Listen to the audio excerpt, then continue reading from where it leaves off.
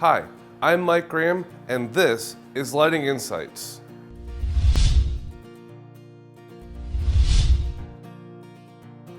Today, we're going to be talking about keeping your fixtures clean in permanent installations. One of the biggest differences between permanent installations and touring or rental industry is the way you use your fixtures. In an installation setting, you don't take your fixtures down so they don't get beat up from just random wear and tear of being put into cases and put into truss and back into cases again. They just hang in the air. The problem is though, in hanging in the air, they collect a lot of dust and debris that sticks to your fixture, causing your output to decrease substantially. And that's why taking your fixtures down every so often is really important in keeping your fixtures operating smoothly and making sure you get the best performance out of your lights. One of the most common places that you're going to see entertainment fixtures in permanent installation is, well, nightclubs. In nightclubs, you're going to see every kind of moving head fixture, wash fixtures, LED video walls, every kind of entertainment fixture, you're going to see it there. So today, we're going to take a look at a fixture that's been hanging in a nightclub for, well, about a year.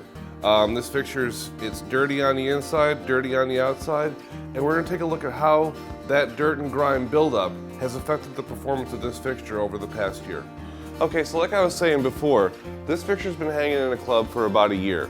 Over that time, it's accumulated a ton of dust on the inside as well as the outside of the fixture, and that dust has caused some problems. As you can see, the output of this fixture is really dimmed out. You can see that there's dust on the outside as well as the inside of the lens that's preventing a lot of output from coming out.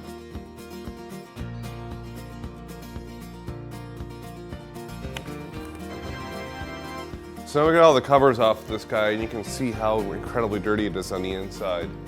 I really don't want to inhale this stuff, so I'm going to go ahead and throw a mask on. You don't know what's inside the dust. Like I said before, there's all kinds of nasty things that can be in there. Especially if you have allergies, put a mask on. Okay, so let's start out can of compressed air. Again, with fans, like I said in my other videos, you don't want to let any of the fans free spool. So make sure if you are going to blow the fans out that you do put something like maybe hold with your finger or something, but just don't let the fans free spool on the inside of the fixtures.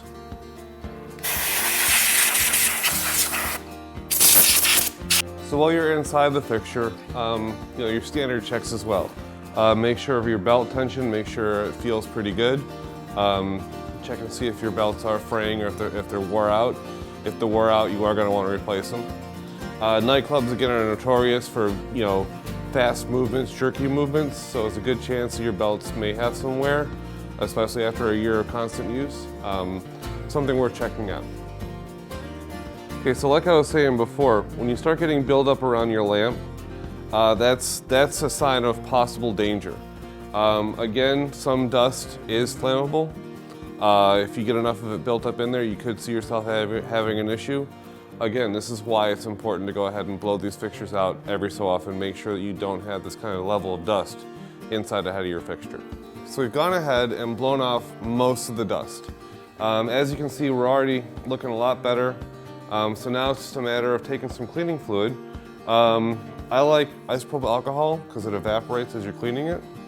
For the really, really hard to get stuff, a little bit of Windex or some kind of window cleaner. Not the best idea for optics, but in a pinch, if you got something that really won't come off, this is a good backup.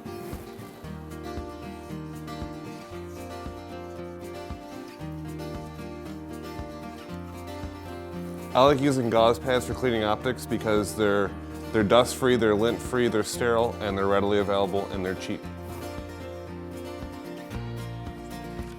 So reaching in inside the fixture to clean out an optic, if you got space for your fingers to fit, works out great. If you don't, try to move things around on the inside till your fingers do fit. We're going to go ahead and clean up our color wheel as well, and that's going to help our output as well as color mixing.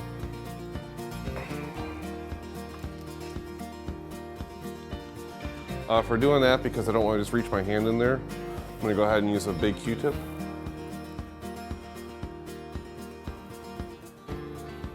And then just clean the front side first.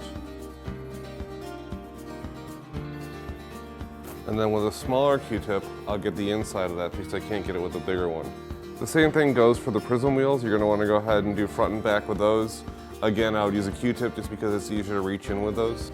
Okay, now that all your glass is cleaned up, if you are using glass gobos, again, the same process applies. Just go ahead and use a Q-tip, clean off both sides wet, and then dry it off just to make sure you get all the excess dust and debris picked up out of the fixture. Just by these couple of simple steps, spending maybe 45 minutes on each fixture you have is going to extend the life of your fixtures substantially. So we've given new life to this fixture just by cleaning it out. Clean optics, getting all the dust out of it, super important to the life of your fixture. Do this once every 2 or 3 months depending on the installation that you're in, and your fixtures are not going to let you down. For Lighting Insights, I'm Mike Graham. Thanks for watching.